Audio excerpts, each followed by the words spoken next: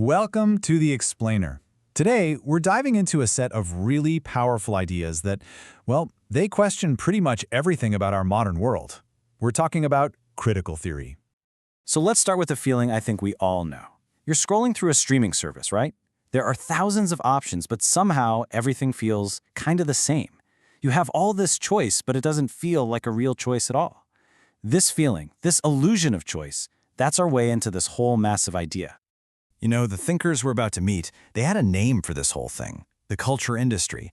Their argument was that mass media, pop music, blockbuster movies, they don't just entertain us. Nope, they actually shape what we desire. They make our experiences all feel kind of standardized, and ultimately they limit our imagination to, what can be easily packaged and sold.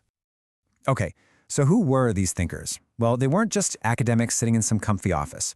They became known as the Frankfurt School, and their story, it's one of crisis, of exile, and a really urgent attempt to figure out how their own civilized world could just completely descend into barbarism.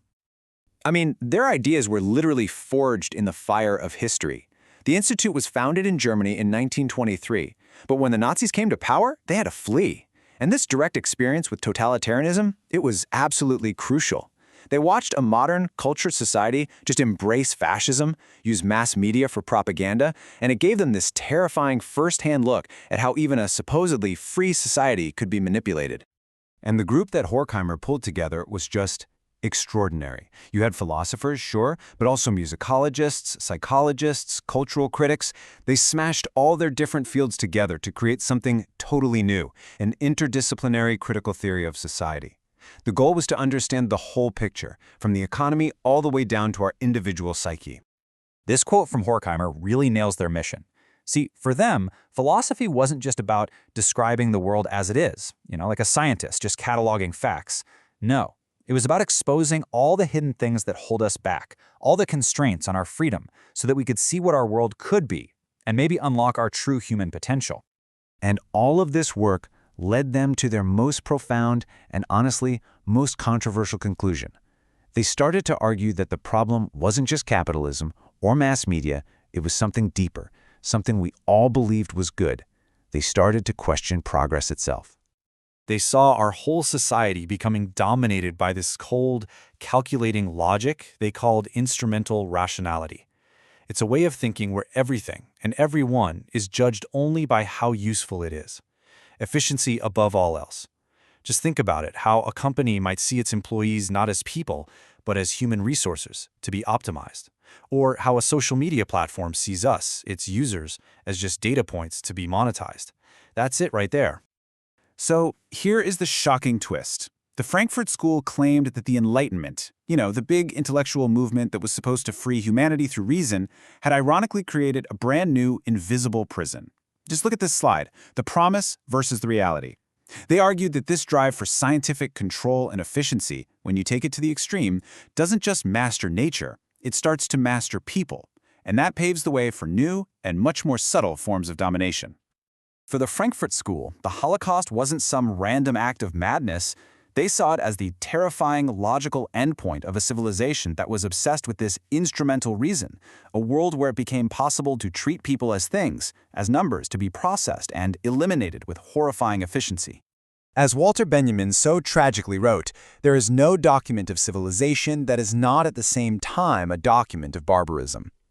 What he means is that every great monument to progress, to human achievement, is also built on a foundation of something, or someone, that was crushed to make it happen. Okay, so after a diagnosis that bleak, you have to ask, where do they find any hope? I mean, if politics, technology, and even reason itself were all part of the problem, where could a solution possibly come from? Well, for them, it wasn't in politics as usual. It was in the power of the human spirit to simply resist being controlled. Now, they didn't offer some easy three-step plan to fix everything. For them, resistance was an intellectual act, an aesthetic one. It was about embracing difficult art that doesn't just make you feel good, but that actually challenges you and makes you see the world in a new way.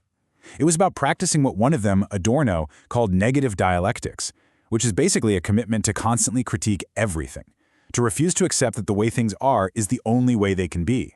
It's found in the simple but incredibly powerful act of just saying no. So you see, critical theory isn't just some dusty history lesson. It's really a toolkit, a way of looking at our own world, right here, right now. It forces us to turn that critical lens away from the past and point it directly at our own lives, and even our own comforts. Herbert Marcuse had a term for this, the happy consciousness. It's that feeling of being perfectly content inside a system that is quietly managing your desires and then selling them right back to you.